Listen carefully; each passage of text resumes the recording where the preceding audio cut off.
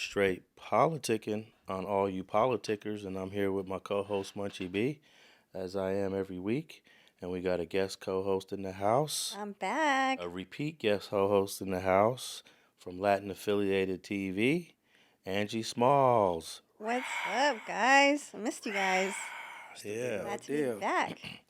And first thing I want to say is this is the last week of April, the first week of May. This is the anniversary of the Los Angeles 1992 uprising. Yeah. Damn. Did you get a reminder to your phone or something? No, I just looked at the date up on the monitor. Alex is a history buff. Right. It just reminded me that it cracked off this week in 1992. So how many years ago was that? 30. Oh gosh. 30 what? Putting us on the spot, huh? 32. 32. 32. I'm 35 right. and I was born in 89. Okay, so Yeah. you were just a young lad, a young toddler, but I basically. wish I was old enough Yeah, to participate. I know you would have been out there getting some TVs. TVs. Me and my bro would have been carrying the couch. You know what I'm saying? Yeah. I was out there doing my thing. I was just taking pictures.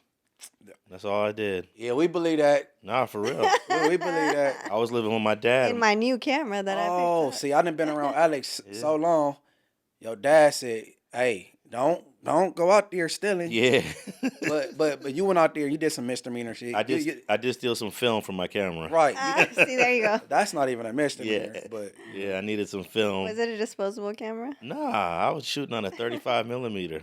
I don't think they sell disposable cameras anymore. They do. My 19-year-old son shoots on 35 millimeter Mm. and uses the disposable sons on you a. talking about the little throwaway cameras? Yeah. Yeah. CVS. Yeah. Where do you go get them developed at? They got spots. I don't know, but my son knows all the spots. He goes to the spot, shows me we went to Altadena when the fires leveled the whole Altadena block Crip neighborhood, Right. and he was shooting with 35 millimeter and disposable. Showed me the pictures. Excuse me, I'm a little stuffed up, but yeah, you could still shoot 35 millimeter and on disposables. Dang. Oh, yeah. Get That's it in. crazy. Yeah, and I hope 35 millimeter never goes away. But, 99% of us are shooting digital or on our cell phones. Mm-hmm. Yeah, you just shoot on your cell phone, email it to CVS or whatever, and print it out. You know Yeah. what I'm saying? So that's kind of like, In fact, I might have a photo. Actually, there's a photo album on the bookcase right next to you, Munchie, with all my LA riot photos from 1992. Yeah. Dang. hey, man, God forbid the day come, but when they do come, you need to donate your brain to brain surgery. Because you got a cold memory, you got a gang of history in there. Hey, man, everyone says my memory is amazing except one person. Your wife. There you go. 'Cause Hey, wife- don't say you forgot no anniversary. You didn't forget nothing like that. Nah, man. That's how you get beat up. February 17th. Okay. Yeah. Yeah, that's how you get punched. Am I right on that? Was it February 17th or February 19th? Oh. You got it right though. You got it right the second. Yeah, 30 seconds later. And here's the thing: when I make a mistake, I usually correct myself. That was a quick. You are that was a- very accountable. That was a quick correction. quick huh? correct. Quick correction. Yeah. So, Angee, tell us about that film that you went to the premiere on. That's very pro-Latino LA gentrification That's movie. Right. I thought the concept was amazing. It was I guess a comedy about gentrification from a Latino perspective. Yeah, Horchata with Oatmilk. Got a great cast. All of the emerging Latino comics. Duno, Concrete Live. He's all over Instagram. They actually do sellout tours now. I mean, Jerry Garcia, who actually has had a comedy special, but it's a great story. It was written very well, and the entire cast and crew is full Latinos. It's available to download now. I can give you a link for that. But they're doing a little press run right now. And I'm great friends with the producer, Jeff Reyes, Echoes World. I've known him for many years since I had Latin affiliated the magazine in print. So me and Jeff go way back, and I'm super excited for him and his success and how far they're taking it. And, they're producing movies, it's a whole nother game in the industry as far as content creation. There's like huge budgets and What's his name? Jeff. yeah, Echoes World, Jeff Reyes. He actually produced or maybe directed. I always get those things mixed up. But he did the video for Nipsey Hussle and YG. Which one? I think it's the one, the heist, or the one where it's the only music song. Is it Last Time That I Checked? Is it that It one? might have been that. Yeah. Okay, Yeah. okay. It was. So that he's freaking talented. Hey, Jeff, you need any actors, man? I get my Denzel on, bro. Hell yeah. He'll Yeah, reach that you. was the red and blue video. Yes. The band, the The red visuals band. are amazing. Yeah. He actually did Lefty Gunplays and RJ's Lost My Best Friend music video too. Him and LV. LV was the director for Horchata with Oatmilk. So they're like a team. And I mean, it was a who's who in Latino content creation at the premiere. So I was super excited to be there. I covered it for Latin Affiliated because I wanted to. I thought it was important to have, a media company that was Latino based Definitely. cover it, and so I really was like, dude, let me cover it. And they wanted me to just show up and enjoy. They're like, no, just show up, just enjoy the night. But I'm so happy that I actually, got some interviews and got it documented and everything. Yeah, I might check that out. I like the concept of the gentrification because I knew a movie on LA and gentrification was going to be coming soon. I just didn't know who was going to do it. Yeah. Do you know what's the first Latino community in Los Angeles to get gentrified? Let me take a guess. Silver Lake. Close. Echo Park. Okay, that was. Silver Lake and Echo Park are adjacent to each other. I didn't know Echo Park was. I don't go to Echo Park a lot. I didn't know it was completely gentrified yet. But I live very close to Echo Park. Now, some people might say Venice. I consider Venice at the time of the gentrification more black than Latino, but Venice is the first community to get gentrified. So maybe some people might say Venice. Hey, Angee be working, bro. Look, my boy Z, no voucher apparel, man. Get her some gear, man. Some girly. Hey, good looking out. What, that shirt? Yeah. Oh, okay. Good looking out. Everything. Yeah, Alex too. StreetTV, man. You know what I'm saying? No voucher apparel. He be going up, and it's quality thick and all the little. You know what I'm saying? You know, a lot of people don't want to give me clothes because I don't wear them. Because I want to save, I preserve all the clothes that are given to me. So I got a closet hanging of shirts that I've never worn. Oh my God. Yeah. What you call them? Artifacts. Artifacts. Yeah, I'm saving them. You're such a historian. I'm preserving them. Even preserving You know? your own I clothes. just got some shirts from Champ. What were those shirts? They were based on you, Munch. Active shoot. Oh, don't cuz me. Don't cuz me. Don't cuz me shirt. Yeah. Don't blood me shirts. Yeah. I did wear a Flossie shirt one time while we did an episode, and I forgot to say that I was wearing it. Yeah, I wore his somewhere, but I didn't wear it on camera. I needed something to wear that with. Yeah, but shout out Flossie. You know what I'm saying? You know what I will do for all those that want to give me clothes, I'll show it. I'll show it. I'll hold it up. Because when you wear a shirt once, man, it does a lot of damage to it. You know, Yeah. you lose the crispiness and the freshness of the shirt. Right. Once you start wearing it. Right. Yeah, this shirt was actually given to me by Bread and Butter Apparel. Shout out to Bread and Butter. They're from Tucson, Arizona. I like it. It's got like a Pillsbury Doughboy. I can't say that. Pillsbury Doughboy. Yeah. Emblem on it. Cool brand though.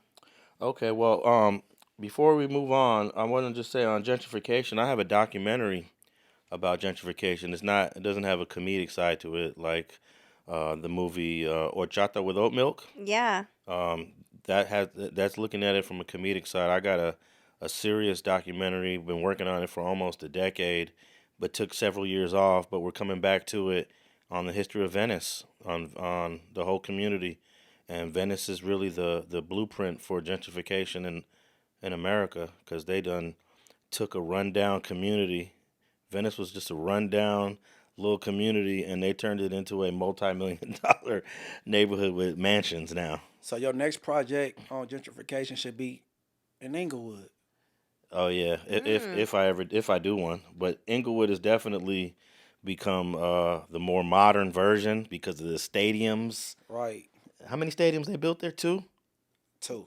That's crazy. All on the same street. You got the Forum, which is old. Yeah. The Duodome where the Clippers play. You got SoFi where the Rams and the Chargers play.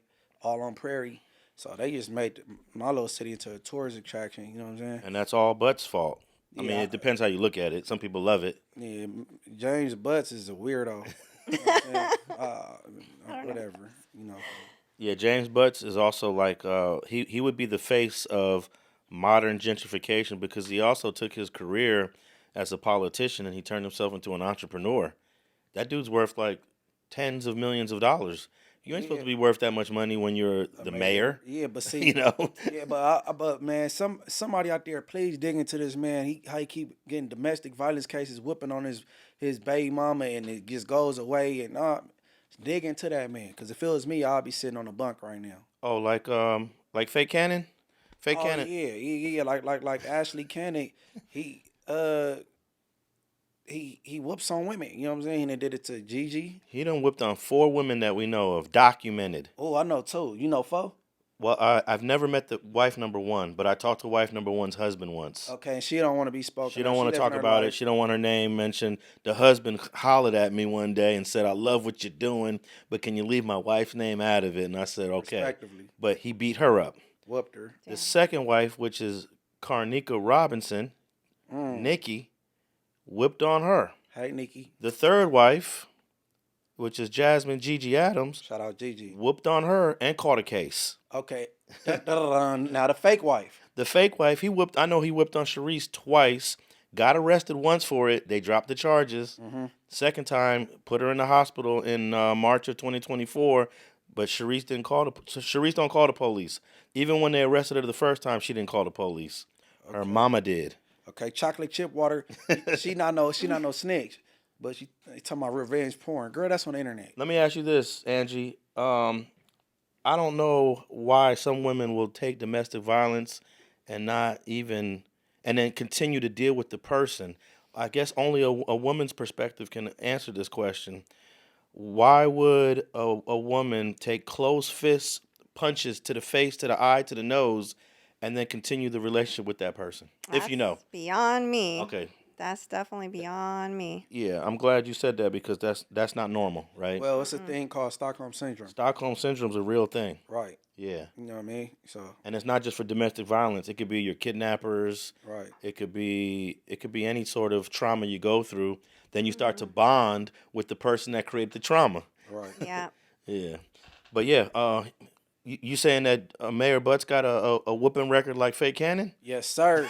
and it always just goes away. You know what I'm saying? Is it to the same woman or is it? I believe it's a woman in his past that's one of his kids' mothers. You know what I'm saying? Right. Back when he was over Santa Monica police. Okay. Let's see here. Shannon Sharpe. We'll talk about Shannon Sharpe for a little bit, man, because what I thought was interesting about the Shannon Sharpe situation is the girl that's suing him is using the same attorney that was on that crazy Jay-Z case, Tony Busbee. Yep. That's high-profile attorney. He's now jumping on the Shannon Sharpe civil suit. He's like the male Gloria Allred. That's a great. Hey, that was a great. Hey, we talked about Gloria Allred in an earlier episode. That woman is almost 80 years old and she's still out here doing it. Isn't that crazy? Dang, she must have a good plastic surgeon. She definitely does look like. Oh, she look good. She looked like she got. for 80. She looked. No, I'm not gonna say she looked good. She just looked like she got tightened up. Yeah. Okay. Right, a little too tight maybe. Tony looks tan as hell. So. Yeah, but what's the deal with this Tony Busbee dude, man? Is he going after black folks, man? Is Tony? Is he sassy? Is he? Nah. Part of the community? Nah, not at all. Cause like it seemed like he got something against men. Did his dad abandon him? Gloria. Just kidding. Nah, he's an attorney. He's an attorney that But why he take on these particular he's cases? an ambulance chaser. Ambulance chaser is crazy. Shit. And it seems like he's focusing on black folks. But it's men though. What about these women though? Why you can't sue these women? Because women do foul stuff too. Yeah, but I mean, give me an example of a woman that came out with a crazy situation that he should have jumped on.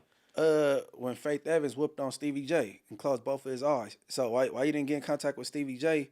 It didn't go after the woman. Well, I think it's the victim reaches out and says, "Hey, I have a case," and then Tony Busbee like, "All right, tell me about your case." So you think that girl that's special? Because I don't like the R word. The girl that's special that tried to go after Jay-Z. You think she reached out to him? Yeah, I mean that's usually how it happens. Okay. You need an attorney, and someone says call Tony Busbee, and they go with him. So in her mind, she felt she could afford this man. Because I'm thinking he going after cases that he felt. Well, she had. Well, how would he know that? So she had to get in contact with him. Right. Yeah, and they're going out for $50 million, which Man. is I think we have a clip on Shannon Sharpe reacting to the first allegation he's against doing him. the P Diddy apology. Yeah, can we play the Shannon Sharpe clip? That's actually clip number 4. Let's play clip 4. To my family, friends, supporters, and colleagues, I want to speak to you directly and from the heart. This is a shakedown. I'm going to be open, transparent, and defend myself because this isn't right. This is all being orchestrated by Tony Busbee, who has targeted Jay-Z. Tony Busbee targets black men, and I believe he's going to release a 30-second clip of a sex tape that tries to make me look guilty and play into every stereotype you could possibly imagine. That video should actually be 10 minutes or so. Hey, Tony, instead of releasing your edit, put the whole video out. I don't have it, or I would myself. You know what happened, and you're trying to manipulate the media. The encounter in question took place during the day at her invitation, and now that appears to be a deliberate setup, coordinated by Gabby, also known as Carly on OnlyFans. Gabby and Tony Busbee want $50 million. What they're getting is sued for defamation and trying to take me down. My career is all about real talk and honesty. I know my family and fans know exactly what this is about. And I'm going to be out there telling you whatever I need to say, just like I always do. I love all you guys. Thanks. Angee, that wasn't a Diddy apology.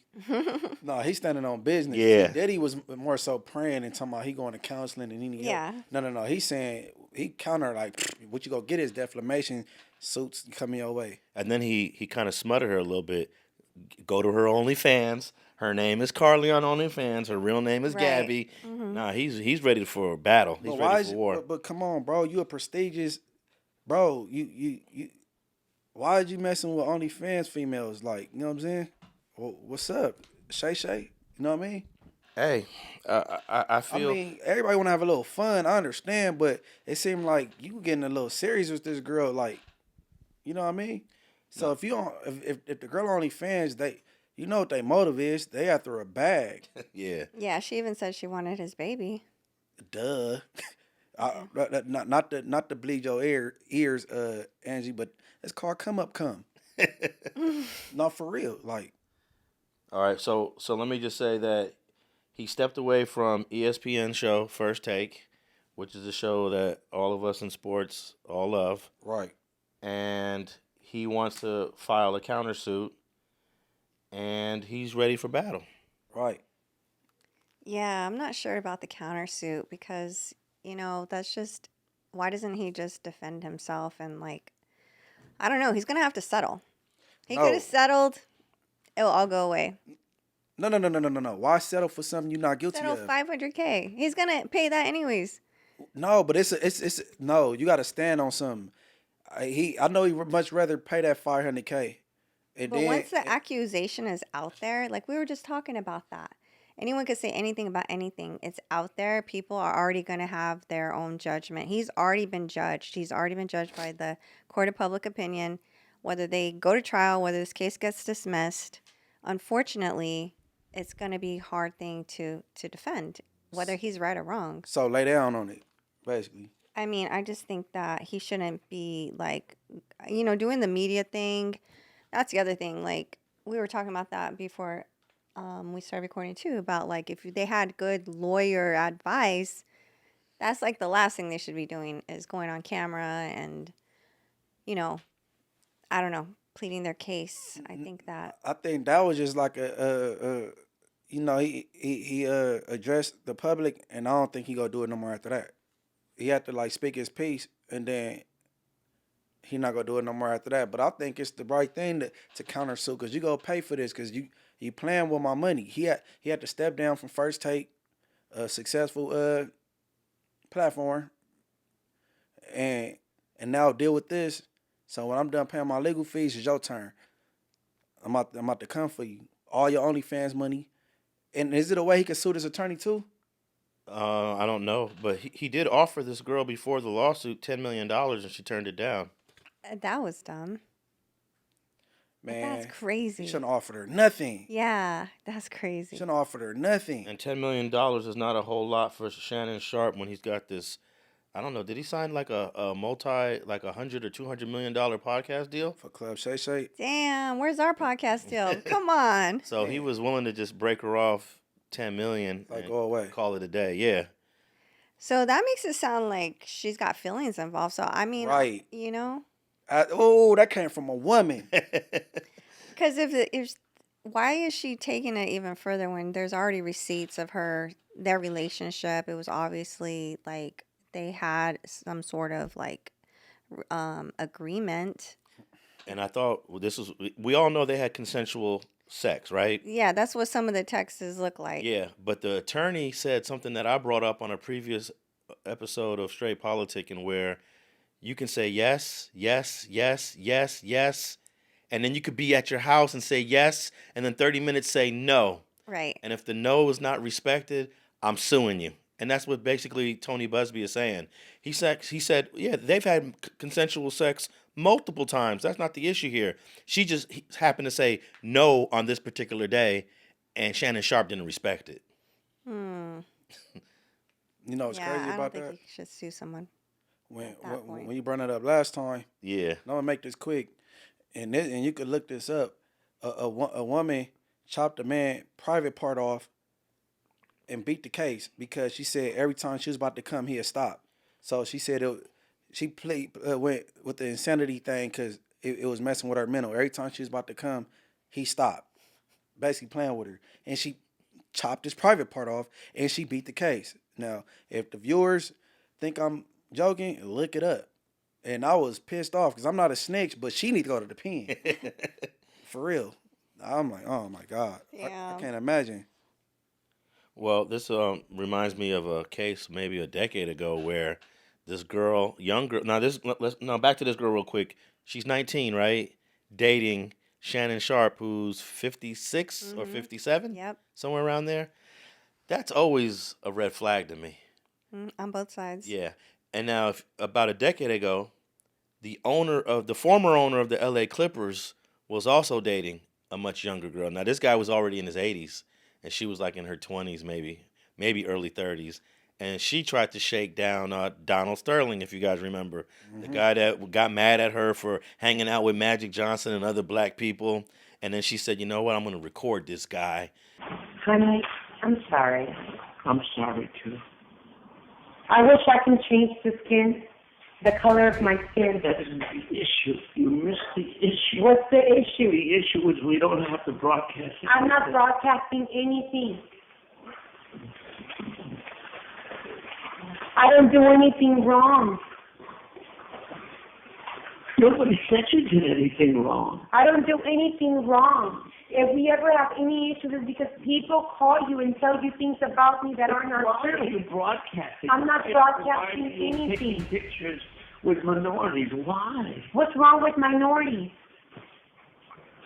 What's wrong with black people? Nothing. What's wrong with It's like Hispanics? talking to an enemy. There's nothing wrong with minorities. They're fabulous. Fabulous. Because you're an enemy to me. Why? Because you don't understand. I don't understand what. Nothing. That racism still is alive? No, but there's a culture. What culture? People steal certain things. Hispanics steal certain things towards blacks. Blacks steal certain things towards other groups. It's been that way historically, and it will always be that way. But it's not that way in my heart and in my mind. But maybe you want to adjust to the world. But why? If the world doesn't do anything for me and they don't make me happy. You're right. I don't want to argue with you. I don't want to argue. I can't be racist in my heart. And that's good. I'm living in a culture, and I have to live within the culture. So that's the way it is. That's how I got it. I got the whole message. You live with your heart. I don't. You can't be flexible. You can. I am flexible. I understand that that's the way you were raised and that's your culture, and I'm respectful and respectful. Why do you have to disrespect them? Those are. Who am I disrespecting? The world before you. Why am I disrespecting them? By walking, you're perceived as either a Latina or a white girl. Why should you be walking publicly with black people? Why? Is there a benefit to you? Is it a benefit to me? Does it matter if they're white or blue or yellow? I guess that you don't know that. Maybe you're stupid. Maybe you don't know what people think of you. It does matter, yeah. It matters. And I don't know if what bag she ended up getting out of him, but he was a billionaire. He lost the team. He had to give up the team, and I think he had to give up a bag to that crazy chick that he was dating. In that case, I'm glad that shakedown went how it went because he was racist. Because I knew he was gonna say that because he was racist. Like for real, like you got all these black dudes that's on the team that you own, but you don't like black people. You was mad that she came to the game with a black man. And she had a picture with Magic. He had something to say about that. That's cold. And then I think he had audio talking about these are my $1 million niggas on my team. Some crazy stuff. But it kind of reminded me of that, which was, I don't know, was that about a decade ago now? Man, time flies. Yeah. So I'm standing with Shannon Sharpe on this one, though. I don't think I would have stood with Donald Sterling back then. In fact, I went to the Staples Center and helped with the protesting that he must go. Oh, you did? Yeah, I did. Oh, my God. Shot some content there and everything. Yeah. Interviewed a bunch of people in front of the Staples Center. They was out there picketing. Donald Sterling must go. I'm standing with Shannon Sharpe also, man. But man, it's a lesson in this, bro. Hey, do you think anybody's gonna be standing outside of ESPN saying Shannon Sharpe must go? Angie? No. No, you don't think so? Nah. I don't see any of the backlash I haven't seen really any backlash. Seems to be taken. He stepped down on his own. Yeah, he did. He didn't, but he still has a job. It was just like I'm gonna step. He's back. just like, I'm gonna take a break. I'm gonna fall back. And I'm gonna come back. But I don't know if he is really gonna. I don't know if that's gonna work for him to come back. Because it's also there's other ethical issues, moral issues that ESPN has to deal with. You know who owns ESPN? The most happiest place on earth owns ESPN. Oh, okay. So they're looking at Shannon Sharpe like, damn, you choking this chick out and you doing all this stuff and you doing the freaky with her and you work for the happiest place on earth. It's not looking really that good for Shannon Sharpe to come back to ESPN. But hey, brothers, we got to make better decisions. Right. Even though I'm against what this woman is doing, Shannon Sharpe put himself in this position to be sued like this, to get recorded like this, to have an untrustworthy woman in your circle. Hey, Shannon Sharpe is $1 million nigga.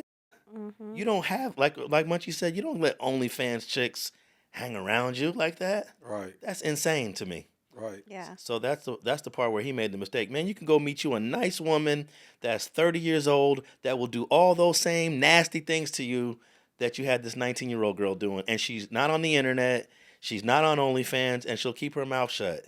Right. It's just that's the part where I feel like he's gonna hurt his career. Yeah. I pray his situation come out smooth. You know what I mean? And I disagree with Angee. He need to countersue. Jay-Z countersued Tony Busbee, right? Now Jay-Z's got That's happening right now? a lawsuit against Tony Busbee for defamation. That's right. Yeah. That's right. Because the girl don't have nothing. Yeah. She probably got the clothes in her drawer and that's it. So that's what I was asking in a minute ago. Could you sue countersue Tony Busbee? And I guess we can. So You'll probably end up suing his Law firm? insurance company that his law firm is insured by, so he doesn't lose money. A lot of you get insurance just for these lawsuits. Yeah. Yeah.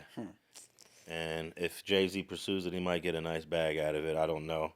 Nothing that he needs. It's just to make a point. right. And It's the principle. yeah. Yeah. All right. Club Shay Shay ain't going nowhere because he owns it, and he does very well on there. But I don't know if he's coming back to ESPN. All right. What else is on the agenda? Topic 1, we're gonna save that for the end. What's the next topic we got. So Little Durk, Yeah, Lil Durk. he's getting another chance at release from prison as the judge approves new hearing. I'm so happy to hear this because I'm a fan of Little Durk. Do you want me to read the article by Complex? Before you read the article, this is Lil Durk had his bail denied before for a murder that happened here in Los Angeles. Murder for hire. Murder for hire, which is even that's an extra years in prison when you got the for hire on there. And we just heard him do an interview over the phone with DJ Akademiks. And Luce Cannon set that up. Yeah, well, that's crazy. He was able to set it up because he got transferred to the floor. What a small world that Lil Durk was on. But go ahead and fill us in. All right, so Little Durk may get another chance of freedom via bond in his federal murder for hire case, according to court documents obtained by Complex. Hearing to determine if Durk can be released from jail ahead of his trial is set to occur on May 8th. Durk's attorneys recently tried to get his case dismissed altogether by claiming it's mistakenly based on YouTube videos from fan pages. In multiple motions filed on April 19th, Durk's lawyers pointed out that the prosecutors used lyrics from Durk's collab with Babyface Ray, Wonderful Wayne, and Jackie Boy as evidence that he sought to commercialize the murder of Quando Rondo's cousin, Savia Robinson. Durk had explained previously that the song's lyrics were written months before Robinson's death, so there's no way he would have been discussing it in his verse.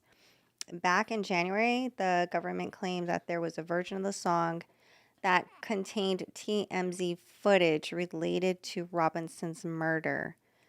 One of the recent... Oh, shit. Hold on. My Wi-Fi's going out. One of the recent legal motions filed by his team claimed that this music video wasn't created by the rapper or posted by him. Okay, so apparently a fan. The internet users who posted the videos are apparent fan pages maintained by people with no affiliation to Mr. Banks or Only the Family Incorporated. They wrote in a filing, "It is unfair, misleading, and just flat out wrong for the government to suggest that Mr. Banks is responsible for these video audio edits or that they evidence his purported commercialization of a murder that he supposedly ordered." With this claim, Durk's legal team requested that he either be released for a bond package totaling a little over $2 million in cash and real estate equity, or for the indictment to be dismissed altogether. While he's behind bars, though, Durk is using his time to spread the word of Islam. According to his father, Dante Big Durk Banks, he's definitely building. He was telling me when he came in there was like 4 Muslims on the block. Said Banks during an interview with the Breakfast Club. He said now it's 17 Muslims on the block, so he's in there converting. So that's a good thing to be in there, keep it going, keep the work going. So, yeah. Munchie, what you think about his convert? Now, I don't know if it's an official conversion, but you know how some brothers want to get all religious when they're facing charges. Well, leading up to his incarceration, he was getting more heavier into his religion and focusing more into that. You know what I'm saying? Even his music started changing a little bit, and he started speaking to people that's supposed to be positive. From rival gangs in Chicago. He was hollering and having conversations with them. So, you know what I mean? But people that me and you both talked to that's been in the federal system, they didn't tell me. When Big Meech was in there, is people getting BMF tattoos and all that. So, when you're influential, things like that happen, though. But, yeah, man, listening to him on the phone with Akademiks, it seemed like he in a good space. He not on a negative type time. And, you know what I'm saying? I'm glad they're reconsidering the bail thing. What is it, like May 8th or something? Yep. Yeah, so hopefully they let him get out. I hope so. Yeah, that's going to be an uphill battle. Right. Because of the murder for hire, and all they got to do is sit there and the prosecutors say he's a threat to society, and it'll be very dangerous to let him out. And what's the judge going to say? And it's crazy about these bail packages because the feds don't care about your money. They got unlimited. You know what I'm saying? They didn't turn down some. They didn't turn down some bread. Look at Diddy bail package. Like they don't care about the money. If they want to let you out, they gonna let you out. I don't care what kind of package you put together. Yeah. And then of course, when you have resources like Diddy or Durk, they sit there and the prosecutor will tell the judge that they're worth $20 million, $30 million, $50 million, Your Honor, and we believe because of the charges that he's facing, he's a flight risk. What's a judge supposed to do in that situation? You already told the judge he's a safety issue to society, and now you establish that he's a flight risk. Ain't no judge gonna say, okay, I'm gonna still let him out. You know? Yeah, man. But he paid all that money for his attorney and his team. They gotta put it on thick, man. He been spreading a good message while he been locked up, and even leading up to his arrest. You know what I mean? You seen the transition or whatever. You know they gotta do their thing, man. Talk they talk. Yeah, apparently though he's on the same floor. Trying to think, what floor would that be? It's not 5. It's not 6. It's either the 7th floor or the 9th floor. Young and Hefe would probably know better. But even though Young and Hefe wasn't there in like 2013, when the 9th floor was used for a different purpose, so things have changed. But I want to tap in with some people that are on that same floor. I know a couple people. I heard some names in the background that were being said, and I made a couple calls, and I'm gonna see if I can find out what's really going on that floor. Oh shit. Yeah. I mean, you know, the feds ain't the county jail. I never been there on all that. You know what I'm saying? But I heard a name that's over there with him, and I wonder why you ain't whooping his ass. But see, then again, like I said, like the county jail and the federal system, that is two different things. Now I'm gonna tell you why they're not whipping his ass, and they might not end up whipping his ass in MDC, is because he's putting money on people's books. That's a possibility. Putting money on a couple people's books, not a whole lot, but just enough to, for commissary. Now that's a rumor. I don't have this factual yet. I got this from a third party, but in the next few days I'm gonna get it from a second party. So we'll see. But I'm gonna put that out there. It's a rumor that he might be taking care of a couple people in there, and MDC ain't the place to. Is not the place to get packed out. When you get packed out, once you hit that USP or that FCI, and you start doing your time. See, that's what I'm saying. I'm not too privy. But even though in 2020, Mexican mafia dude had a guy completely shanked to death in MDC, so it can't happen. It can't happen. I think we covered that. Yeah, we talked about that. Right. That was Michael Surma from Pomona. Dude owed him some money. He hit MDC, and a week later he was dead. So and brothers don't really do that in MDC. They wait till you get on the yard, Victorville, or wherever you're going. But I believe a lot of people in MDC, it may be their first time in the feds anyway, so they don't know how to politic the federal system. They just there waiting until they get where they going. You know what I mean? Everybody, how you said when you leave MDC? What's some two facilities you said? It's an FCI, and the other one. USP. USP. Yeah, when you get there, man, you in full motion. You know what I'm saying? Yeah. Just the same way some people slip through the cracks through the county jail, but when they get to the pen, it ain't no escaping them politics. You know what I'm saying? Hey, but it's harder to slip through the cracks in the LA County Jail, though. Yeah, no. See, based on his character, he would have been whooped on. You know what I'm saying? Based on the theatrics and, you know what I'm saying? I would have thought based on just the way he's acting like a goofy on the phone is enough. Oh, for the feds? Yeah, but I guess everybody in there is like fighting the case. They're on their own time. I don't know, man. I wish I could. Not I don't wish, because I'm glad I never experienced the federal system. But if I know a little bit more, I could speak on it. Cause man, we would have hung the click. We would have hung that shit up on him. Buster, get over here. Yeah, he was able to get that interview with Lil Durk, Angie. Did you listen to the whole thing? Yeah, it was a short interview. Apparently they don't get that much time, obviously, but he said he was keeping to himself. He said he's learning Arabic, and sounds like he's not like mingling with people. Basically, I'm sure he's got his guard up, obviously, but um, you know, uh, what's Luce's wife's name?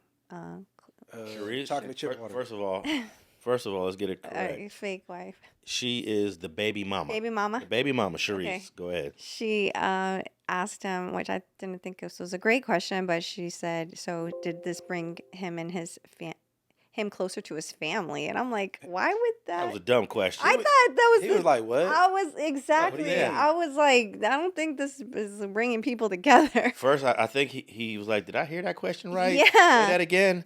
I always been good with my family. What Yeah. the F you talking about? Yeah. He said, I've been a family man. Yeah. How the family? Family? Yeah. My family good. You know, I talk to them. It's only people I talk to is family and my lawyer for real. Just keep my spirits up, keep my energy pure. How's your relationship with your family now that you're in there? Is it closer? Huh? What you mean? Like, are you closer with your family as far as your relationship? You know, being up in there, talking to them every day? I don't know what you're saying. You sound like I'm close to my family.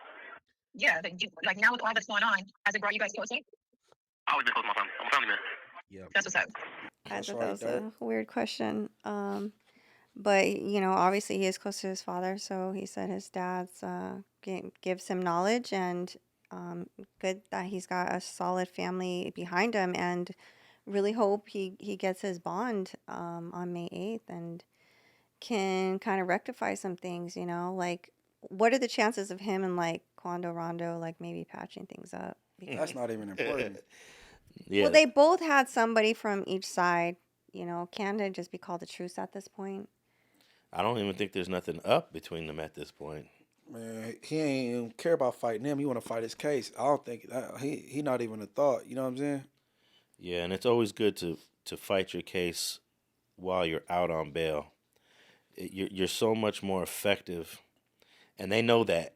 They treat you with more respect when you come from the streets. Yeah, and you're able to have more private meetings with your attorney, and you're able to strategize anytime you want. Your lawyer can say, "Hey, come over right now. I got some information." Boom, I'm pulling up. You're in custody. The lawyer gotta create appointments, and then when you get there, you gotta sit around. The lawyer's gotta wait too. You gotta sit around for about 45 minutes. They gotta bring them down. You know how inconvenient that is, and you're fighting the Yeah. case. So, but they know that. The prosecutor knows that. The government knows that, and I'll never forget what FG told me when he was sitting here doing a Streets and Scholars episode, talking about when Mob James wore the wire on him and he caught that case. He told me, he was like, "Alex, I done been to prison a handful of times, and I done caught in many cases. I'm used to seeing the state of California versus Frank Thornton. The state of California versus Frank Thornton." He said it hit different when it says the United States of America versus Frank Thornton.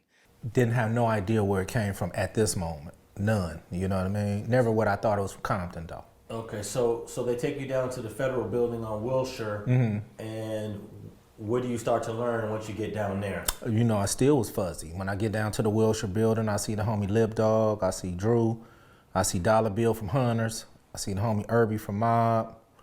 And in my mind, I'm saying, I ain't never committed a crime with none of these dudes, ever.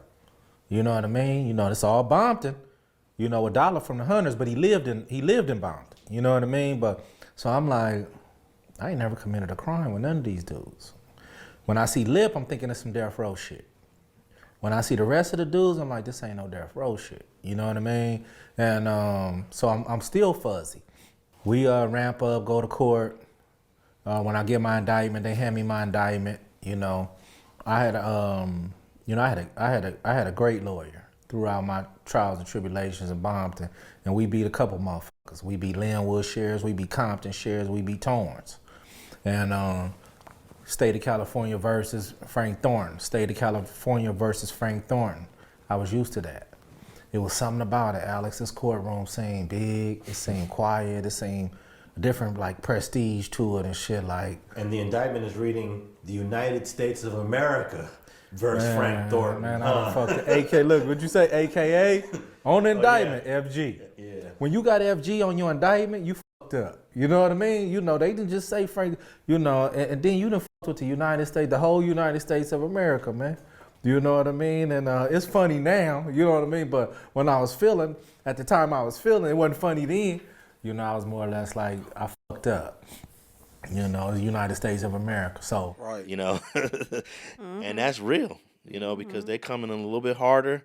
You know, their guns are loaded. They got bigger guns. Unlimited resources. Yeah. Yeah. So that's why bail is so important, and that's why they're going to do everything to prevent Lil Durk, Big U, Fake Cannon, Brick Baby from making bail.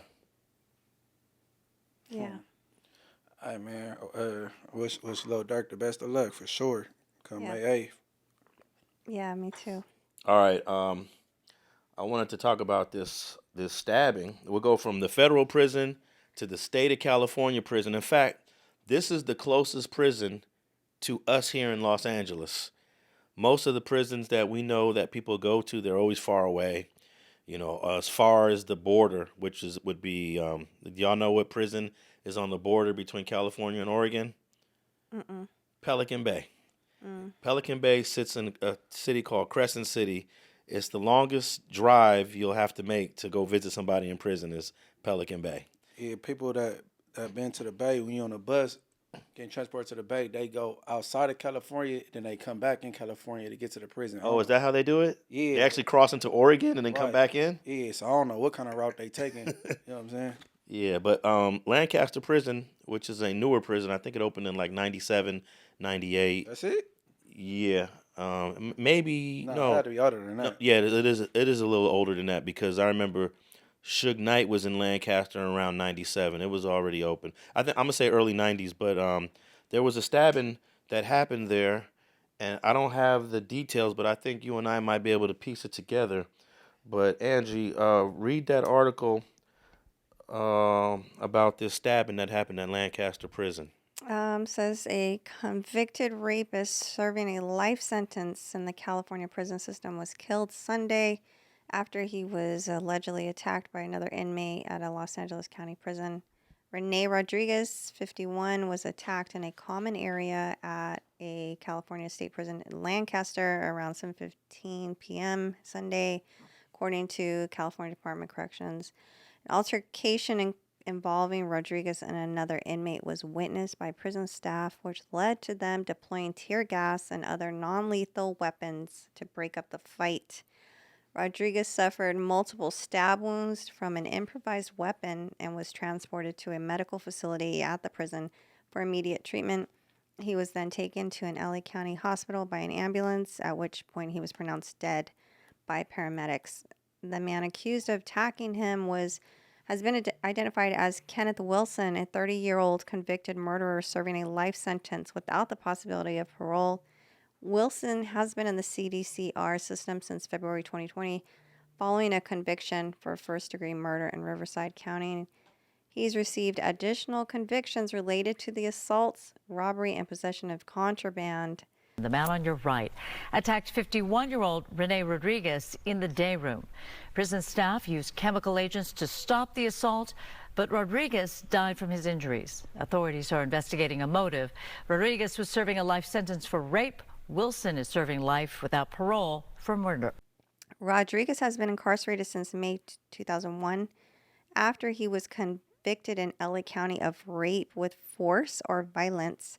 He was also previously convicted of possessing and manufacturing improvised weapons while incarcerated at other prisons in the state.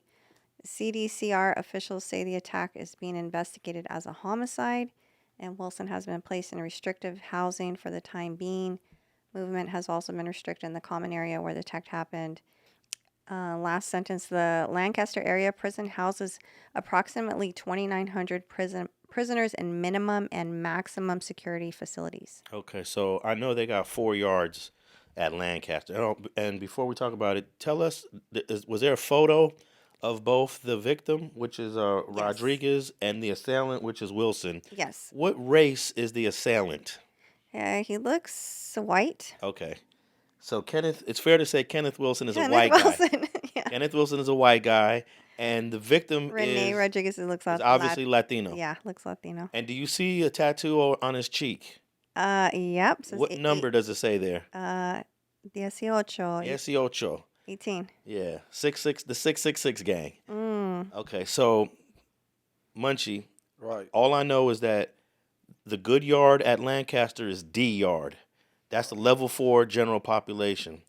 I'm not knowledgeable of what A yard, B yard, and C yard are. And I know there's an EOP building. EOP is the building where if you're on medication and you're on pills or you're crazy, right, you go to that building and you get your drugs, your legal drugs. Right. And those people are usually considered bad, right? In terms of EOP yard. Yeah, if you're on an EOP yard, you're considered like untreatable. No, just meaning like you're not in the in crowd. Yeah, we like as Bloods. You're and an Crips, outcast. Like Yeah. like EOP. Like you seem it's almost Lost the same as cause. PC does. Like you know what I'm saying? Yeah. Ain't no real action, but being that it was somebody that was white and it was a Mexican and it was an attack on the Mexican and he white, it's either that white boy is a Southsider, right? Possibly. Or yeah. Or he's on a PCR because that wouldn't take place. It wouldn't be no white boy attacking a Mexican on a GP. You know what I'm saying? That absolutely wouldn't happen. Yeah. So I mean, it's possible he could be a white boy from a Southerner gang, Southsider gang, possible. But I'm leaning more towards this happened on the PCR because he's in jail for a crime like that. You know what I'm saying? Yeah. The great thing. You know what I'm saying? So yeah, that seemed like some PCR shenanigans. Yeah, cause the white against brown thing don't happen on unless it's a riot. You know what I'm saying? Well, the photo of the white guy, he doesn't give off Southsider vibes. No. Nah, he give off straight up white boy, right? More so Malibu. I'm no expert, but I don't think so either. Yeah, he don't give off like he running with the Mexicans. So they on a PCR. Yeah, they're on a PC yard. And then I looked at Facebook. I don't know who posted this, but there was like 1,000 comments on the Facebook page that posted this article, and most of them were like happy to hear that a rapist was murdered in prison. But then people were in the comments saying, but the guy that killed the rapist, he's a murderer himself. Because everybody's like, we need that killer's his number so we could put some money on his books. Oh, damn. Yeah, the Facebook page was going crazy on this story. So it goes like so what y'all grade more heinous, murder or grape? You know what I'm saying? That's what some people in the comments were trying to say. They were like, look, all you guys in the comments don't understand that rapists are considered the bottom of the barrel offenders. Yeah. Right. Yeah. Right. So. But it's crazy. Oh boy, he got the rapist. He got life. You know what I'm saying? So he must have like an extensive past record because you know them rapists. They always get a chance to get back out. They be getting like 5 or 8 years and be right back out. You know what I'm saying? And they just go into Megan's Law, they little database. Yeah, if it's their first offense, for sure. Yeah. Man, them rapists, they always go back to jail and get out again. Like because like I said, they look at these SA people that the people that commit SA is it's an illness. You know what I'm saying? And they feel like they can be corrected and they can't. They sick as hell. You know what I'm saying? It is an illness though. Yeah, but they shouldn't, because like I said, if I shoot at somebody and completely miss them, they go try to wash me up. But this rapist, he get up on somebody and traumatize them and do what they do, whether it's an adult or a minor, and then they get action back on the streets. They get a doctor to evaluate them. A level of his whether he repeat it again. What's it called? Like the level recidivism. Yeah, but it was level like high risk, low risk, or whatever. Yeah. Forget low risk. If you a rapist, you a rapist. You know what I'm saying? Yeah, it doesn't seem like that's an illness that. How do we know that you're cured? You can't, man. It's no cure. It ain't. You can't cure. Look, no, it ain't no antidote for that. Yeah. You know what I'm saying? But dude got a 18th Street. Well, he got an 18 tattoo blasted on his face. I'm assuming. He looked like a Southsider. He looked like he with the business. Right. Yeah, he looked like that 18 is for 18. Hey, well, man, what they say at the little poker, no winners. Well, not the poker table, in the casino, no winners. It ain't no winners in this one, because But you understand why the people on Facebook was cheering on Kenneth Wilson, even though Kenneth Wilson is in there for his own drama. Yeah. Overstood. Overstood. You don't take nobody privacy, male or female. You know what I'm saying? You don't take they little shit. And we don't know the particulars of his case, but I'm pretty sure this Street TV, we gonna look into it. You know what I'm saying? Because him being in jail, that don't make him in a database for Megan's Law because he haven't got out. So that's when when you get out, you got to register. So he wouldn't be in there right now. Unless he went in, like you said, on a first offense, and then he got out and then went back in, then he might be in Megan's Law. Oh, yeah. We go check up on that. You know what I'm saying? See if he a repeat offender. But Lancaster prison opened up in 93.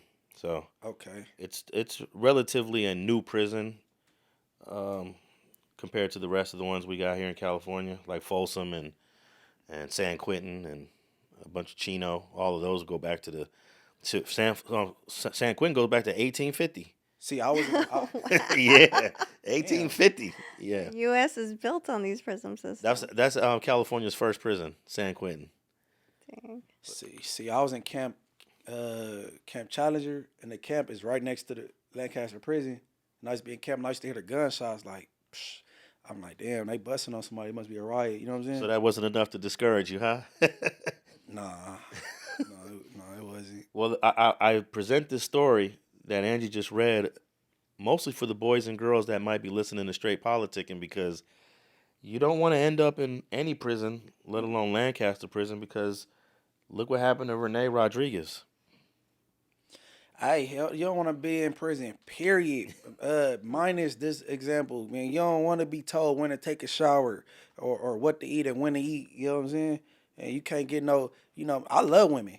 You feel me? So you can't get no good. You know what I'm saying? I'm trying to parental guidance and shit. You know what I'm saying? But, niggas don't subscribe to the streets, kids. All right. I wanted to tap in with some of these shenanigans.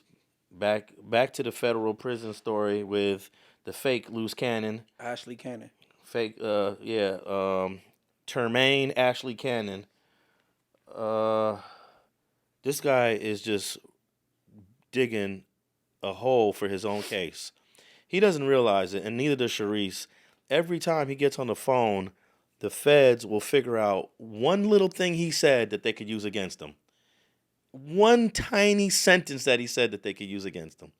So in reality, Munchie saved him when he called into No Jumper, because Munchie didn't let him talk at all. No, but the fact that he's willing to have an argument with a free man, with his baby mama on the phone, that's going to be used as ammunition against him. They're going to say, ladies and gentlemen of the jury, listen to how this man that's facing 20 years in prison for the Hobbs Act is acting on a podcast arguing with free people. Man, the grinding, what you got going on? Shit, doing a podcast with Munchie B and Stoner from the town, aka J Stone Rue. How you doing? And Lush, obviously. Yeah, and Lush too. Tell Peanut Butter Munch how he doing. Okay, Hey, ask him, is he PC'd up yet? yeah, we're gonna hang up if you're gonna be doing that line of questioning. No, leave him on there. Why you snitch on Eddie Boy in court?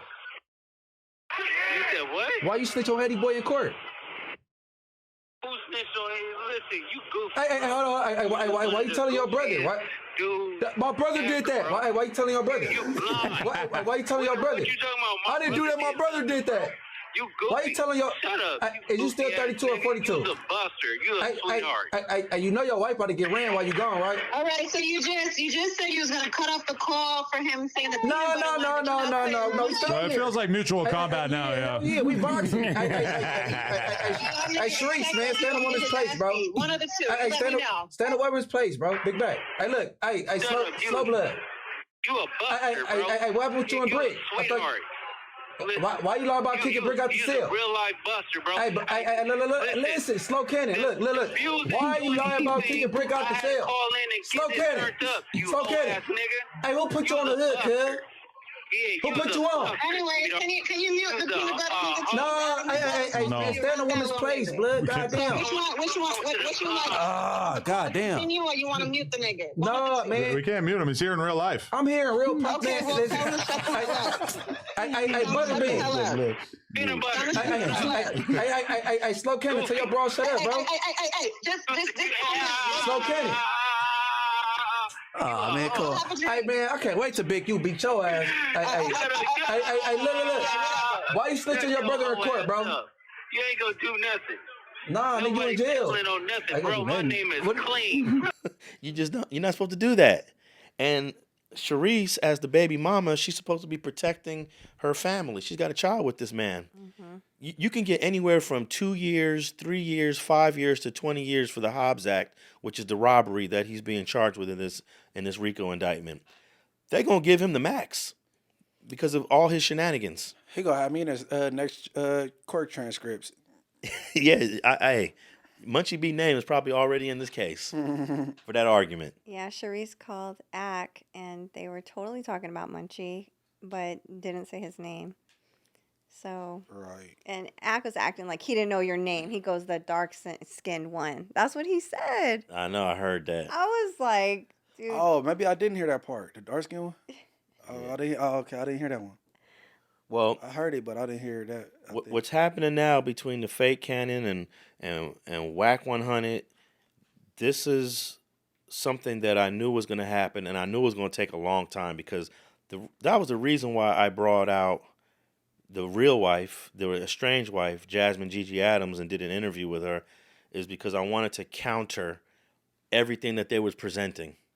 When we did the interview, I think Gigi thought that was going to help and everyone will see that I told the truth and they will turn on Wack and fake Cannon immediately. Take time. And I was like, nah, that's not the way it works. I literally told her, it's going to take about a year. It's going to take about 1 year before we start this thing gets dismantled. To catch up to it. Yeah, it's going to take a year. Not everyone's going to believe you right away. Being on StreetTV does bring some credibility because most people know that the information that we put out is 100% accurate. Yep. We don't put out no BS. We don't run fake plays. So that helped. That gave her some traction. But it was going to take a year. And here we are. We did that interview 14 months ago. And now it's all falling apart. The whole thing is falling apart. And I want to play a few clips so we can just, enjoy the show. Enjoy the show. We got 3 clips, and the first clip is going to be Akademiks interviewing Charisse, asking some interesting questions. The second clip is going to be Wack100 going big on Akademiks because he's upset about the relationship that Akademiks has with Charisse and the fake Cannon. Without him now, they got a direct line.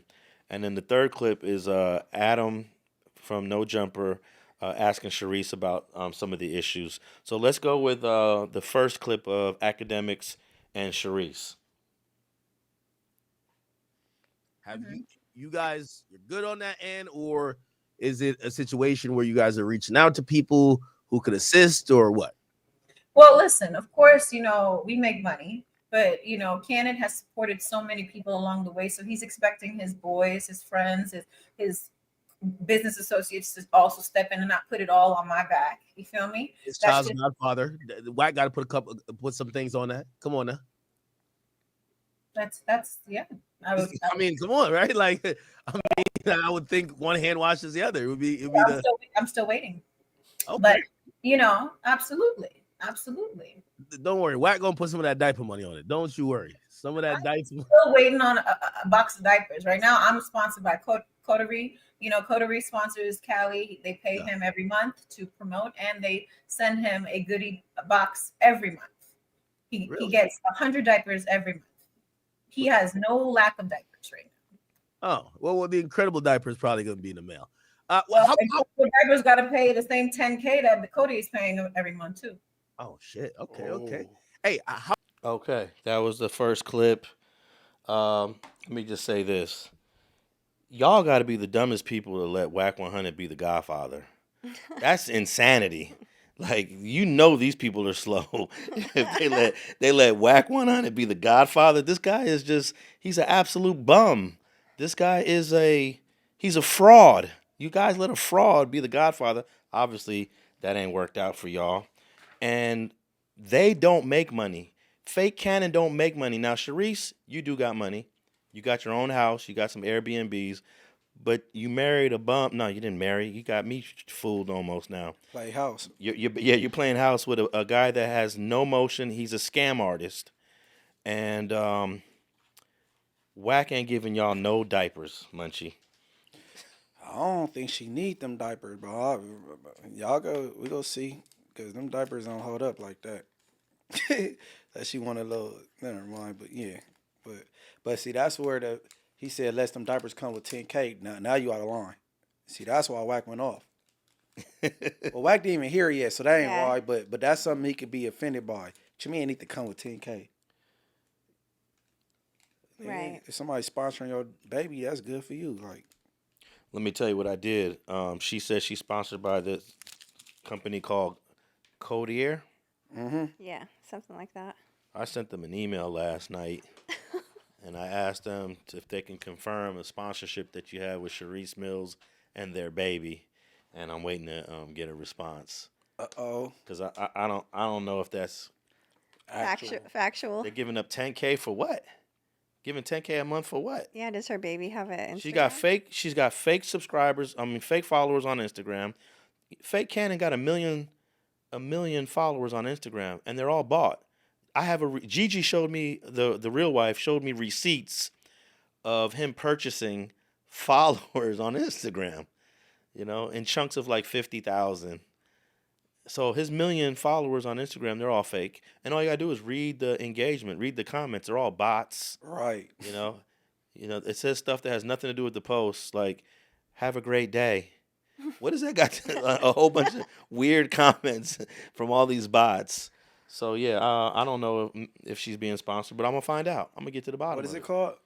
Do you know how to pronounce that brand? No, I don't know that brand. I never even heard of it. It's supposed to be diapers, right? Yeah. It's a high end upscale baby company. Okay, high end. Yeah. Okay, I'm gonna have to do my research. Yeah, they do all kind of stuff. They got baby wipes. Okay, they're in the market of babies. Yeah. Baby wipes, diapers. They got all the little baby related things, right? All that stuff. Okay. It's like when I had my kids, I remember we bought these high-end strollers. I think they were called McLarens. Really nice strollers. You ever see those little tiny strollers? It's just like a piece of material holding the baby in there. And it looks like that when you push that stroller, they're feeling every bump in the sidewalk. Right. And little cheap $15 strollers. Yeah. I'm like, how can you even put your kid in those? But I understand people can only afford $20 for a stroller. Right. Yeah. We had the double stroller too because my boys were born 1 year apart, and with the rubber wheels and the big wheels, and this is what this brand is like. Okay. When it comes to diapers and so it's a reputable brand. I just never heard of it. Yeah. All right. So Wack had something to say. He didn't like the fact that I think he's jealous, bro. I think he's jealous that Charisse and the fake Cannon brought the Lil Durk interview to the internet and they used Akademiks and it had nothing to do with Wack. I think bro is feeling a certain kind of way, getting a little emotional. Damn, do Durk even have a relationship with Wack? Because I think, yeah, do he? No, but his relationship was with Ak. Right. And he was left out of that. So let's play the second clip of Wack and Akademiks. There you go. So, hey, Charisse did say she waiting on you to contribute, though. She waiting on what? She waiting on you to contribute. She waiting on me to contribute to what? No, she ain't spoke out of turn like that about me, and she said that with Luce on the phone. Nah, Luce wasn't on the phone, but she said. Yeah. If she said that, she out of line as a woman, and that's her problem now. She keep getting out of line, and now they violating her. And I told him, she overstepped on her boundaries. She a square kick that come from another life. that's been being exposed. She gotta watch her mouth, bro. She means she waiting for me to contribute to who? Contribute to what? I taught him. Hey, listen, keep it real. What's Tony? She also What's the said only way you owed she her able some to call you? diapers. She said you never sent the diapers. I don't owe her a motherfucking thing, bro. She said you never They sent better anything. stop f***ing with me. Check this out. You know me. Niggas better leave me the f*** alone before I start tripping. That's the mother of your godchild. Man, all that, bro.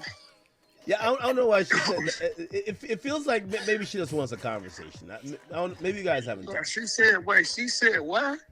She had said that, she said, listen, she's still waiting on you to contribute, right? Because I brought up, I said, hey, are you guys looking for Check people to this contribute? out. Act. Let me ask you a question. What's the only reason why they got to reach to you? You. Yeah, I think what they need to realize is I made them in this little world that's so big to them that we just use as a hustle. Charisse calling to act talking about she waiting for me to contribute. Hey, listen, man, they better leave me the f alone. I know she ain't said you gotta be gaslighting, bro. No, contribute. It's on audio. It's on audio. You go watch it. Wait, contribute what? She waiting for me to contribute what? Who the f she think I am? I mean, throw a little bit in the Her pot. nigga was following me, right? Yeah. Her nigga was reaching to me to help, right? Yeah. So what that tell you? I think they're looking at like you throw them a 5,000, 10,000. You know what I mean? Because she said I ain't something with throwing nobody some thing that owe me. Nigga, they owe me. She says something about the diapers, and I'm not gaslighting. They're gonna send you the clip.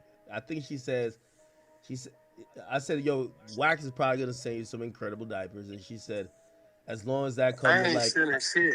as long as it comes with a $10,000 I ain't check. seeing nobody. She ain't nobody, bro. Have you out of here? Talked to him the other day and told him he need to tell her to watch her mother mouth, bro. Okay. I don't play them games, bro. All right, that's enough of that clip. That's a lady that don't come from our world. Oh, it was almost over anyways. I know you got something to say, Munch. He 100% correct. She need to watch her mouth and stay in her lane.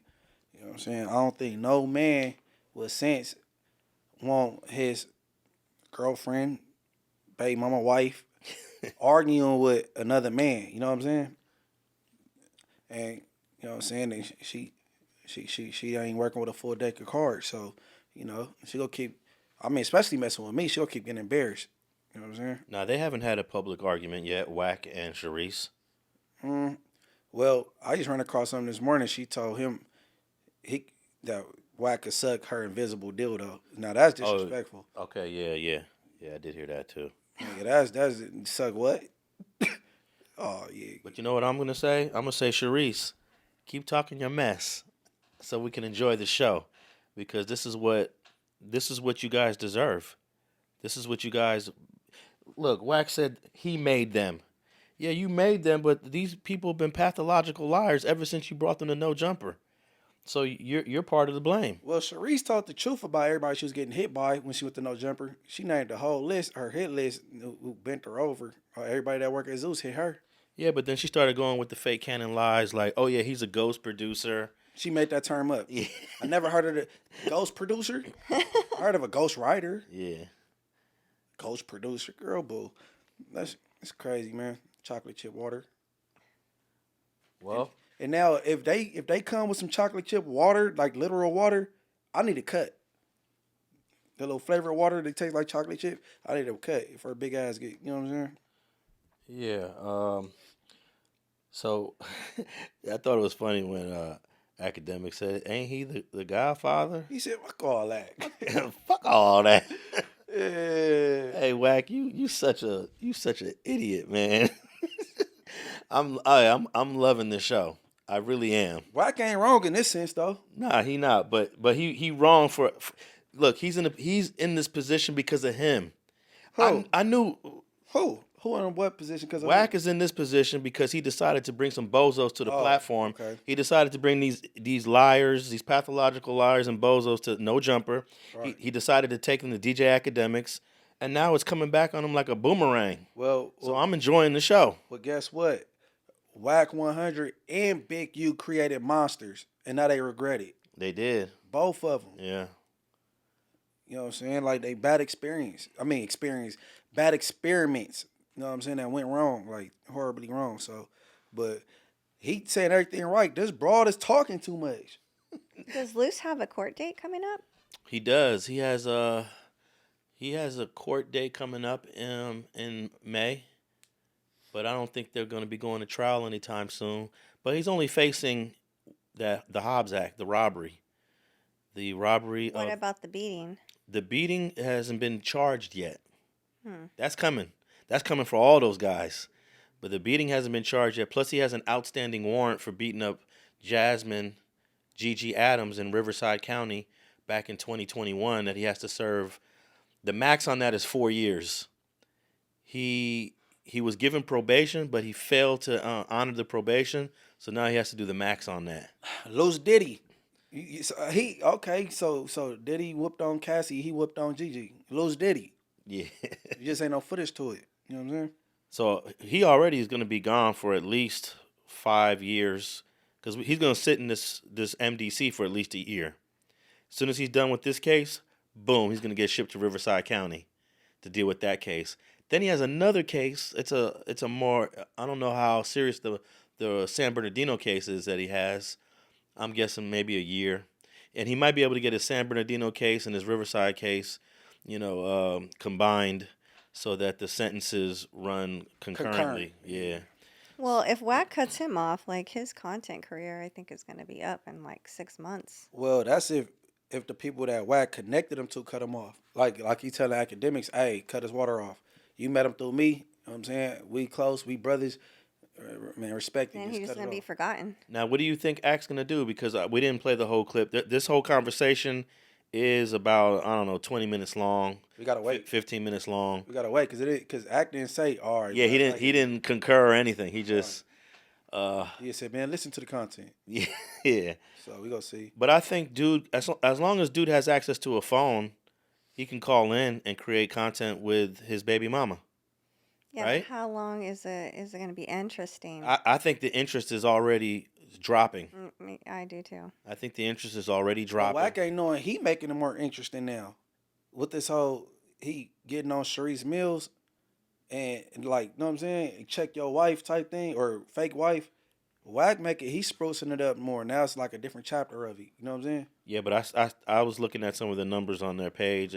It's dropping down a little bit in the last couple of weeks, and I don't think in 6 months we not even going to be tapping in with fake Cannon. That's just my guess. What do you think, Angee? I say 6 months also. Yeah. I'm going to the studio. There's no connection to the outside world. I mean, no one really cares about his case, in my opinion. And he doesn't have any talent. Like if he was a successful rapper, exactly. Maybe he have some motion. I mean, look what happened to Tory Lanez. Exactly. Yeah. No one talks about Tory Lanez. No, he dropped a project that's dope. Yeah, but he's not in the algorithm for sure. I don't think he's trying to stay in the algorithm though. He need to for his career. But he not doing what this dude trying to go, hey, yeah, Tory Lanez here. Yeah, y'all. When does Tory get out? He got 2029. Okay. He'll be all right. Yeah. So 5 years. But if I was Tory Lanez, I would tap in with someone online at least once a month. But at least Tory Lanez has talent. Yeah, he definitely has the talent to sustain him. And 2029, although that's 4 years away, it goes by like that. Yeah. This guy has nothing. Yeah, exactly. Termaine Williams has absolutely nothing. He's lucky that he has his baby mama. That's his baby mama house. That's his baby mama car. She about to be gone, bro. That's those Airbnbs that he brags about. First of all, they don't got 60 Airbnbs. I don't know how many Charisse has, but those are her Airbnbs. He's got absolutely nothing. She's about to be gone. Yeah. She's about to be up out of here. Once his interest online starts to wane, she's gonna move on. There's no purpose to to wait around and hang out for this guy. You're the fourth. Don't feel bad. You're the fourth one that he's done this to. Had a kid, and then left. Well, the police broke them up. Yeah, he just didn't get on. Like, you know what I'm saying? Like he did with the other ones. Yeah, but I think at some point that was probably gonna happen at some point. Unless you guys feel like they're a match made in heaven. That's what people are saying. They're made for each other. They're both good liars. But she not made to do time with nobody. So that's where they're, you know what I'm saying? All right, let's play the third and final clip. This is where Adam gets a chance to holler at Charisse. Wow, did you see the Traplo Ross documentary where he paints Luce as being some sort of like pathological liar? How do you feel about that? No, I haven't even watched it. Honestly, I don't really watch these things. So I only watch things that people send me, and nobody sent me that. And whether or not he's a pathological liar or not, if that's true or not, clearly, you know, there's some truth to some things. I know everybody was doubting that even Lil Durk was going to be on our podcast interview this past Sunday, and look what happened. We made history, okay? We made history. Durk never did an interview since his arrest, and look, the first one to do it. So y'all go eat that. Wait, didn't Durk do something on the Breakfast Club over the phone? Yeah, well, his dad did. Oh, his dad did that. Yeah. Okay. Well, this is what I always say about people like Fake Cannon, people like Wack100. They sprinkle a little bit of the truth with a lie, with a whole bunch of lies, you know? So wasn't it funny the way she said, even if he is a pathological liar, that's basically... That call wouldn't have happened without Akademiks. The thing is, he didn't call into Charisse's podcast. Correct. He was trying to... It seemed like, what I heard, he was trying to let Akademiks know he don't have a problem with him. So was somebody putting that out there? He's like, yeah, I heard that you said, like, you know what I'm saying, you didn't think I'd do it because I didn't like you, but no, that ain't it. Now, did you watch the Traplo Ross documentary? I tried. I didn't. I wanted to, but I couldn't even find it. Okay, that part that Adam was asking Charisse about, that the way Traplo Ross showed that the Fake Cannon is a pathological liar, guess whose content he mostly sourced for that part of his documentary? The truth. He sourced the interview the one that dots the I's and crosses the T's. Yeah, Alex Alonso. Not only did he source the interviews I did here with everybody eventually comes back. Our roads lead back to StreetTV, okay? With not only did Traplo Ross source the interview I did with Gigi and Fake Cannon's twin brother Termaine, he took the things that I edited from previous interviews that the Fake Cannon gave that I used to show how much it was a lie. He used those same clips. Like, he made it easy for himself. He said, "I don't even copyright on him." Nah, man. Nah. I'm just kidding. And Trap. I'm just kidding. He pushing the truth further. Yeah, you know I would never. I don't hit channels that truly know how to use fair use. Right. You know, and did he give you credit or reach out to you? He gives credit to all the clips that he uses. Yeah. Okay. Yeah, every clip he uses, the stamp of the owner of that clip is on the screen. Oh, okay. So yeah, he does it like I don't think anyone does it that way.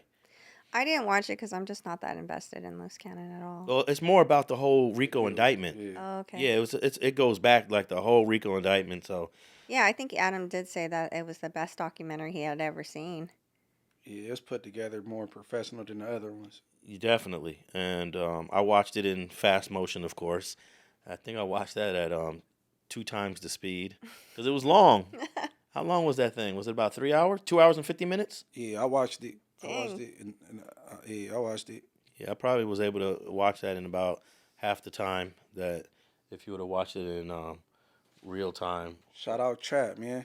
But yeah, I'm enjoying the show, and those 3 clips really are the beginnings of the whole just dismantling of Fake Cannon, Wack100, and the baby mama Charisse Mills. And I think 2025, the walls are closing in on all these folks, including Wack100. Don't forget, bro, you were in that parking lot at No Jumper, and I thought that the Burbank PD was going to build a case by the end of April. I told you much on one of the previous episodes. By the end of April, there'll be a case. All right, I'm going to make a prediction right here. Burbank is going to make arrests before. Remember before I said by August? Yeah, and it was 2 days later. And then but I'm going to say that they're going to make more arrests before the end of April. Now it went federal. I didn't think I didn't think this beating in the parking lot was gonna go federal, but it looks like that shit's about to go federal. We gonna see, man. That shit is about to go federal, y'all. We gonna see. And all them dudes, all you frauds in that parking lot that's rocking with IBM, 100 side, the exposers, y'all going to jail. I'm sorry to say it. I know people don't like to hear that we don't wish jail on anybody. I ain't wishing jail on none of y'all. Y'all put the video out. Y'all recorded it. Y'all sent it to 600 and told 600 to post it. This is on y'all. Don't get mad at me because I'm talking about something that you guys implicated yourselves in. I love talking about stuff when they implicate themselves. World's dumbest criminals. Yeah, they implicated themselves. And I'm not wishing jail. Just because I say y'all going to jail don't mean that I'm wishing it. There's a distinction. Do y'all understand that distinction? Angee and Munchie? Overstood. I'm not wishing jail on none of y'all. I'm just telling you that's what's going to happen.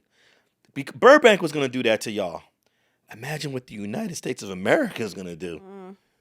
I'll never forgot what FG said. It hit different, y'all, when that paperwork says the United States of America versus Cash Jones. That hits a little different, Munch. Yeah, man. All 50 states against little old me. Yeah. Right.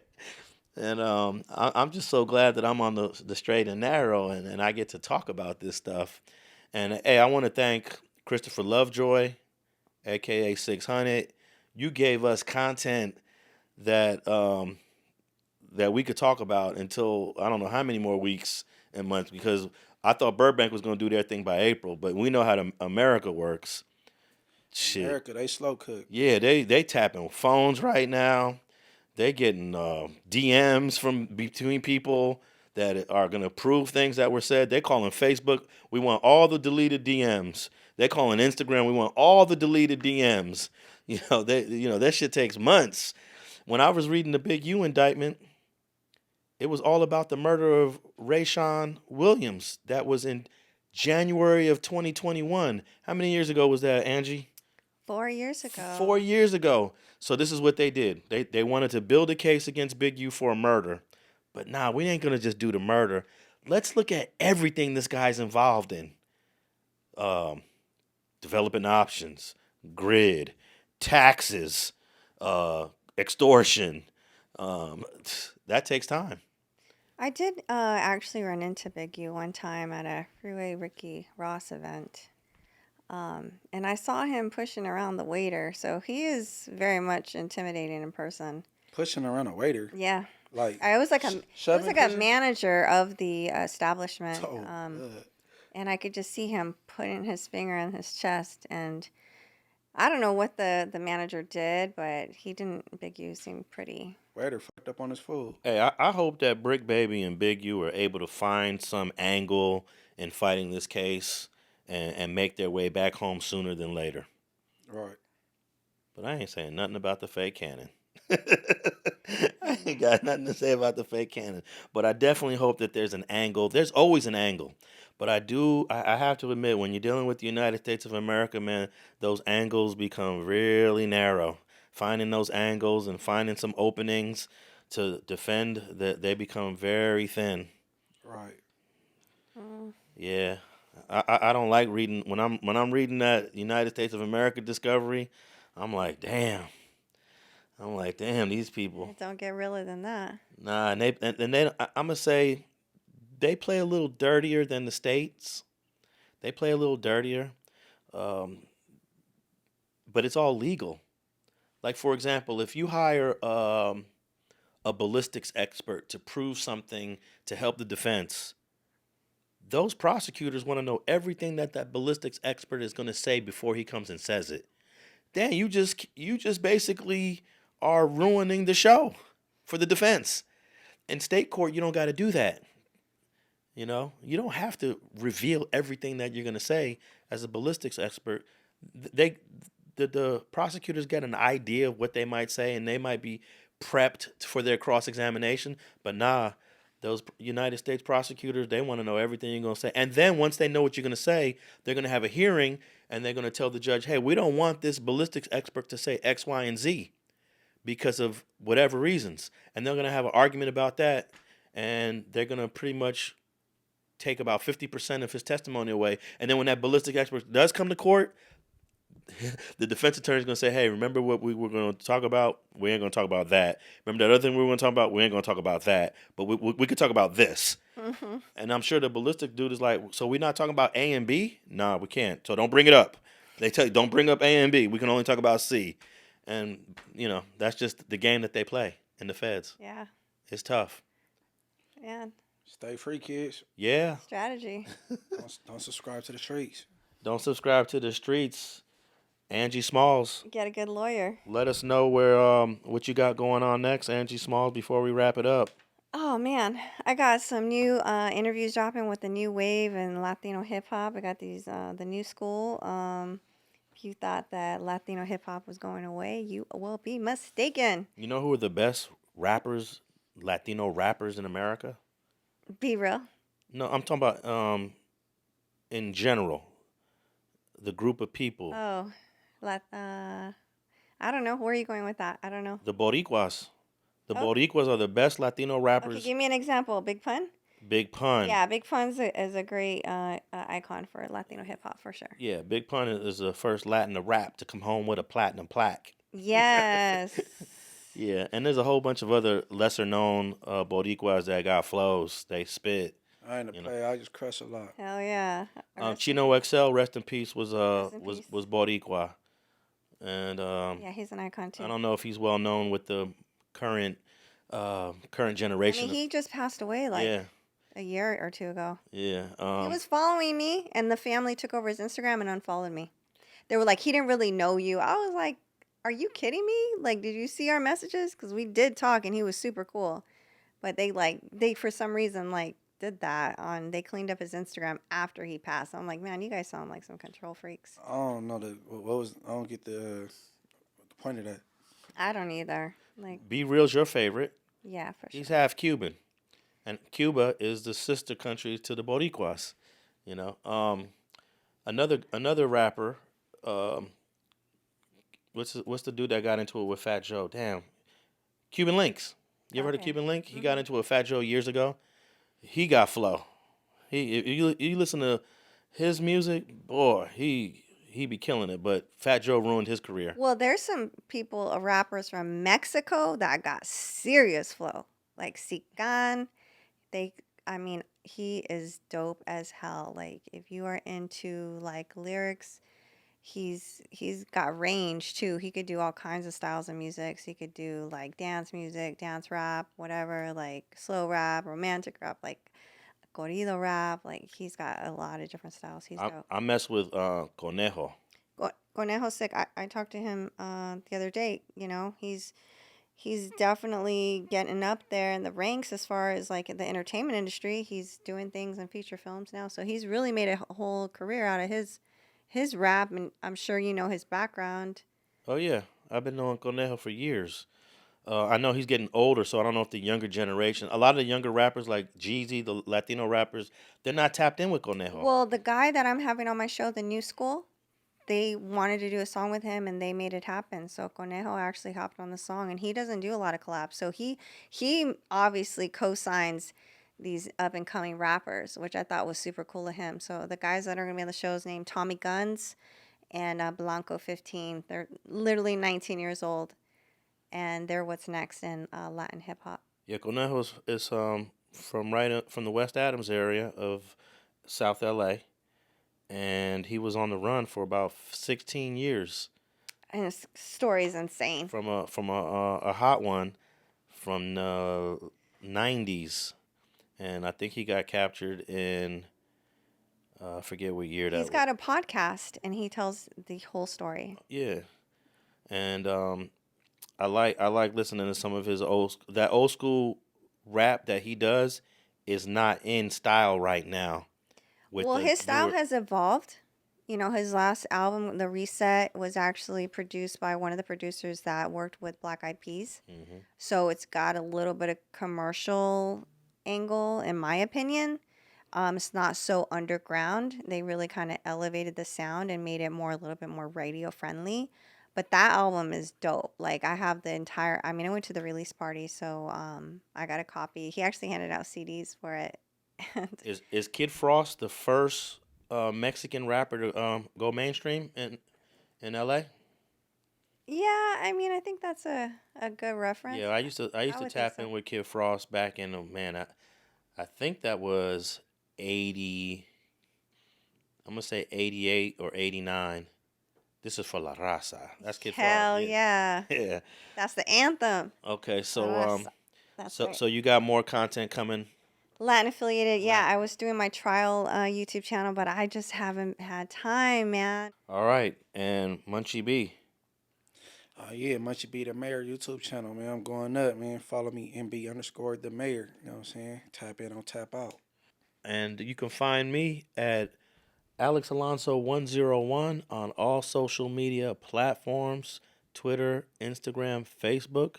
And of course, all our episodes are streaming on Spotify, iHeart, and Apple. If you're listening to us on your iPhone or on Apple Podcasts, leave us a rating and review. And that wraps up another episode of Straight Politicking. We out.